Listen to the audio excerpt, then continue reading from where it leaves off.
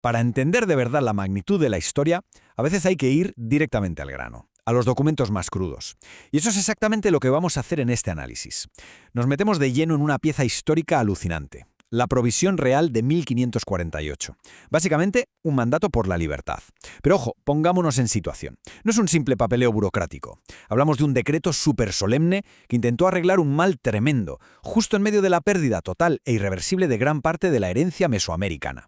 Es que esto nos muestra una paradoja brutal. La justicia legal era absolutamente necesaria, claro, pero llegaba tarde.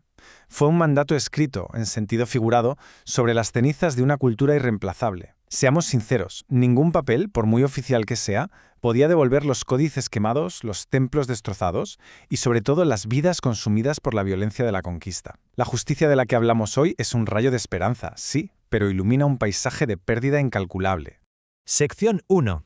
El decreto de 1548. Sección 2. La condena a Hernán Cortés. Vamos a ver de qué trata esto. Vamos directos a la fuente original. Y para captar de verdad el peso histórico de este documento, hay que escucharlo tal y como se redactó en su día. Ojo, porque no se anda por las ramas. Empieza con una condena directa que, para la época, era algo inaudito. Marca una línea roja legal clarísima con estas palabras. Los esclavos que el Marqués del Valle había hecho fueron mal hechos, y no había causa para poderlos hacer esclavos. Fijémonos en esto. La corona española reconociendo por escrito, de forma totalmente oficial, que esa esclavización había sido ilegal. Un pequeño apunte rápido para tener todo el contexto claro. Cuando el texto dice Marqués del Valle, se refiere al título nobiliario de Hernán Cortés. Es decir, el decreto está apuntando directamente con el dedo a la figura central responsable de la caída del Imperio Azteca. Ni más, ni menos. Bien, el documento sigue diciendo: por ello, los que estuviesen vivos debían ser puestos en libertad, para que como personas libres hicieran de sí lo que quisiesen y tuviesen por bien. Esa frase, puestos en libertad, es la clave de todo.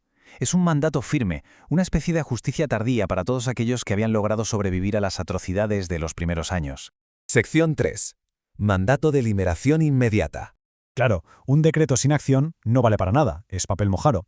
Así que la corona agarró esa densa jerga legal del siglo XVI y la transformó en 3 pasos súper claros y exigentes para las autoridades de la Nueva España. Primero, llamar y oír a las partes involucradas.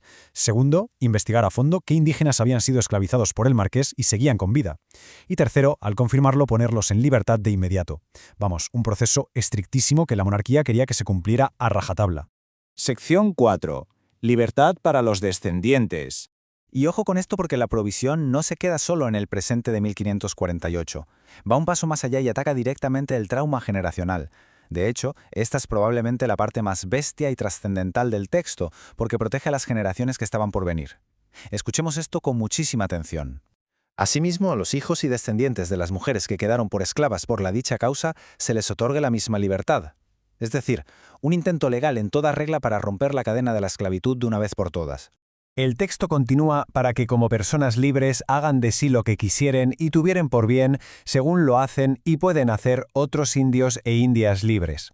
Detengámonos un segundo a pensar en esa repetición machacona de personas libres.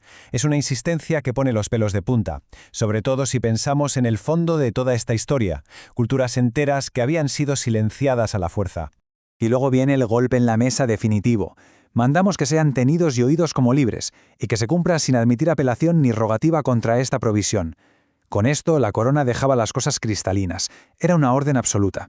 Se cerraba la puerta de golpe, sin dejar ningún tipo de margen a los colonizadores para apelar, poner excusas o intentar ganar tiempo. Sección 5. Ejecución y pregones públicos. Había un riesgo evidente. ¿Y si este documento tan potente acababa metido en un cajón y los colonos hacían como si nada? Para evitarlo, la corona montó un sistema para que todo el mundo en la Nueva España se enterara. Dice así: y porque todo sea público y notorio, y nadie con buena conciencia y título pueda tener a los dichos indios por esclavos. Básicamente querían quitarles a los captores cualquier mínima excusa moral o legal a la que pudieran agarrarse. Y atención a cómo lo hicieron. Se hagan 6 pregones en las plazas, mercados y otros lugares acostumbrados de la Ciudad de México y de otras partes de la Nueva España, donde conviniere. Es un detalle tremendo. Instrucciones exactas para hacer 6 anuncios en público. Imaginemos por un momento esas palabras de libertad resonando a todo volumen en esos mercados inmensos. Mercados que, literalmente, se habían levantado sobre las ruinas humeantes de Tenochtitlán. El mandato cierra con un tono súper solemne. De todo ello tendréis gran cuidado. y auxiliaréis para que se cumpla lo que esta carta manda. Fecha en la villa de Valladolid a 16 días del mes de mayo de 1548 años. Ese 16 de mayo de 1548 se convierte así en un momento anclado para siempre en la historia de los derechos. Sección 6. Firmas del poder real.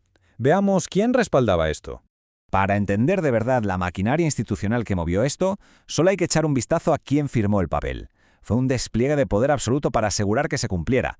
Lo firmó el príncipe Felipe de Asturias, Juan de Sámano, secretario, y Francisco de los Cobos y Medina, secretario de Estado.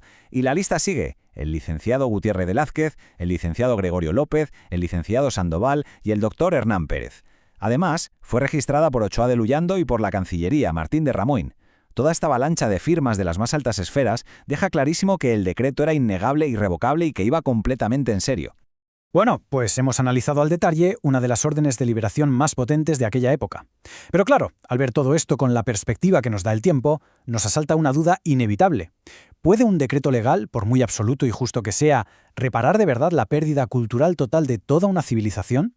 Es una pregunta muy compleja, una reflexión profunda sobre los límites de la justicia histórica, que dejamos abierta para pensarla con calma.